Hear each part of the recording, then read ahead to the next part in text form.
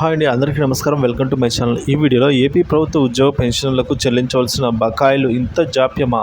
ప్రభుత్వ ఉద్యోగులు చెల్లించాల్సిన పెండింగ్ బకాయిలపై అయితే సుప్రీంకోర్టు సంచలన నిర్ణయం తీసుకోవడం జరిగిందండి. సో మరి ఆ వివరాలు అయితే ఈ వీడియోలో తెలుసుకుందాం. వీడియోని ఎక్కడ కానీ స్కిప్ చేయకుండా ఎండ్ వరకు చూడండి, అప్పుడే పూర్తి ఇన్ఫర్మేషన్ అర్థమవుతుంది. అలాగే వీడియోకి ఒక లైక్ చేయండి ఫ్రెండ్స్. విషయానికి వచ్చినట్లయితే బకాయిలపై ఇంత జాప్యమా అని సుప్రీంకోర్టు అంది. సో అలాగే ఆగస్టు 23న స్వయంగా విచారణకు హాజరు కమ్మని ఏపీతో సహా 16 రాష్ట్రాల సీఎస్లకు సుప్రీంకోర్టు సమన్లు జారీ చేసిందండి. ఇక విషయానికి వచ్చినట్లయితే రెండో నేషనల్ జ్యుడిషియల్ పే కమిషన్ సిఫార్సులను అమలు చేయమని 16 రాష్ట్రాలపై కోర్టు తీవ్ర ఆగ్రహం వ్యక్తం చేసింది. ఆ రాష్ట్రాల ముఖ్య కార్యదర్శులు, ఆర్థిక శాఖ కార్యదర్శులు ఆగస్టు 23న స్వయంగా కోర్టుకు హాజరు కావాలని సమన్లు ఇచ్చిందండి.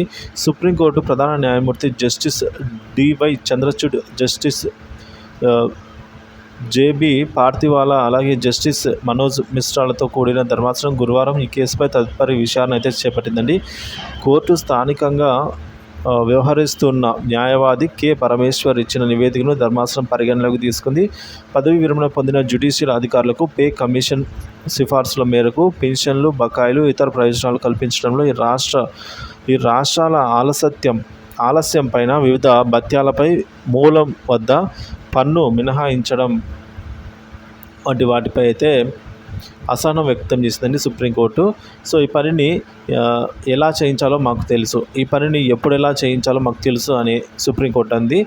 సో ప్రమాణ పత్రం దాఖలు చేయకపోతే ప్రధాన కార్యదర్శి హాజరు కావాలని, నేను చెప్పినంత మాత్రాన అది దాఖలు కాదు, మేము వారిని జైలుకు పంపడం లేదు, వారు ఇక్కడకు వస్తే ప్రమాణ పత్రం కూడా వస్తుంది. 7 అవకాశాలు ఇచ్చిన పూర్తి స్థాయిలో అమలు చేయడంలో అనేక రాష్ట్రాలు విఫలమయ్యాయి అని పేర్కొంది. ప్రధాన కార్యదర్శులు, ఆర్థిక కార్యదర్శులు వ్యక్తిగతంగా కాకపోయినా ధిక్కరణ చర్యలు చేపట్టాల్సి ఉంటుంది అని సిజేఐ ధర్మాసనం హెచ్చరించిందండి. సమన్లు జారీ అయిన వాటిలో ఆంధ్రప్రదేశ్, తమిళనాడు, ఒడిశా, కేరళ, రాజస్థాన్, పంజాబ్, మధ్యప్రదేశ్ తదితర రాష్ట్రాలు అయితే ఉన్నాయి. సో మొత్తానికి సుప్రీంకోర్టు చెప్పొచ్చేది ఏంటంటే, ఈ ఉద్యోగులకు వారికి చెల్లించవలసిన పెండింగ్ బకాయిలపై ఇంత జాప్యమా? గడిచిన 5 ఏళ్ల కాలంలో ఎటువంటి పెండింగ్ బకాయిలు పెద్దగా ఉద్యోగులకు మరియు పెన్షన్లకు ఎప్పుడో రావాల్సిన బకాయిలను కూడా ఇంత లేటుగా చెల్లించకపోవడం మీద అయితే సుప్రీంకోర్టు తీవ్రంగా ఆగ్రహం వ్యక్తం చేసింది. స్వయంగా 16 రాష్ట్రాల సీఎస్లకు సుప్రీంకోర్టు సమన్లు జారీ చేసిందండి. ఆగస్టు 23వ తేదీన స్వయంగా విచారణకు హాజరు కమ్మని చెప్పేసి.